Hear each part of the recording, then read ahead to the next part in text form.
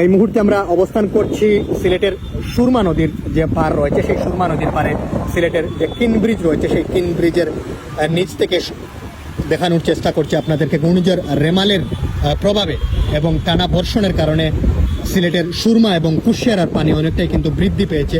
আল্লাহ সবাইকে রক্ষা করুক, আল্লাহ সবাইকে হেফাজত করুক। অনেকটাই কিন্তু বন্যার শঙ্কা রয়েছে। এটা আসলে আমাদের জন্য অনেকটাই দুঃসংবাদ বলা যায়। ঘূর্ণিঝড় রেমালের প্রভাবে নদীর অনেকটাই পানি বৃদ্ধি পেয়েছে। সুরমা নদীর পানি আপনারা দেখতেই পাচ্ছেন আমাদের ক্যামেরার ঠিক স্ক্রিনের সামনেই প্রচুর পানি বৃদ্ধি পেয়েছে। যেখানে পানি অনেকটাই নিচে থাকার কথা, সেখানে কিন্তু পানি অনেকটাই উপরে চলে এসেছে। আসলে এই জায়গায় আসলে পানি অনেকটাই নিচে থাকার কথা, ছিঁড়ি অনেকটাই নিচে থাকে, সেখানে পানির বৃদ্ধির কারণে ছিঁড়ি অনেকটাই কিন্তু উপর থেকেই কিন্তু মানুষ গোসল করছেন। ঘূর্ণিঝড় রেমালের প্রভাবে প্রচুর পানি বৃদ্ধি পেয়েছে সুরমা নদীর পানি। আসলে এটা আসলে অনেকটাই আমাদের সিলেটের মানুষের জন্য আসলে দুঃখের খবর বলা যায়। আমরা সবাই দোয়া করি আল্লাহ যেন আমাদের সব ধরনের প্রাকৃতিক এবং আসমানি যে গজব রয়েছে, সব গজব থেকে যেন আমাদেরকে রক্ষা করুক। আসলে আমরা জুম দিয়ে দেখানোর চেষ্টা করছি। পানির স্রোত কিন্তু আপনারা দেখতে পাচ্ছেন এই মুহূর্তে আসলে প্রচুর স্রোত রয়েছে পানির মধ্যে।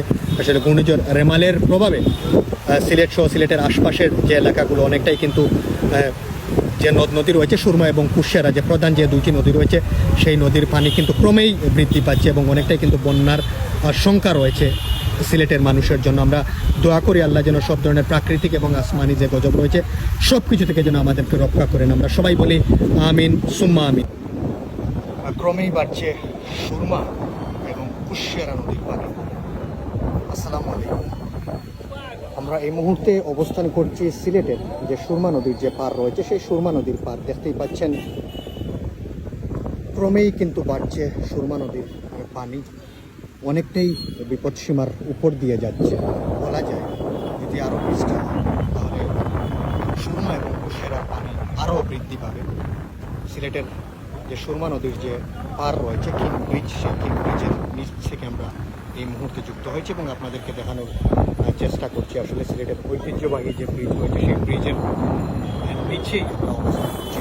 আসলে গতকাল রাতেও প্রচুর বৃষ্টি হয়েছে, এর আগেও কিন্তু 2 দিন ঘূর্ণিঝড় রেমালের প্রভাবে প্রচুর বৃষ্টি হয়েছে সিলেটে। সেই 2 এবং 3 দিনের বৃষ্টিতে সিলেটের নদী অনেকটাই কিন্তু ভরে গিয়েছে এবং সুরমা এবং কুশিয়ারার পানি প্রচুর বৃদ্ধি পেয়েছে এই 3 দিনে।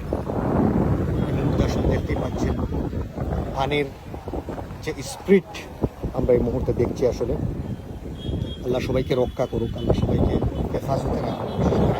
সিলেটের যে দ্বীপাঞ্চল যেগুলো রয়েছে সেগুলো অল্প বৃষ্টিতে কিন্তু প্লাবিত হয়ে যায়। আমরা সবসময় দোয়া করি আল্লাহ যেন আমাদের সবাইকে রক্ষা করুক, আমাদের সবাইকে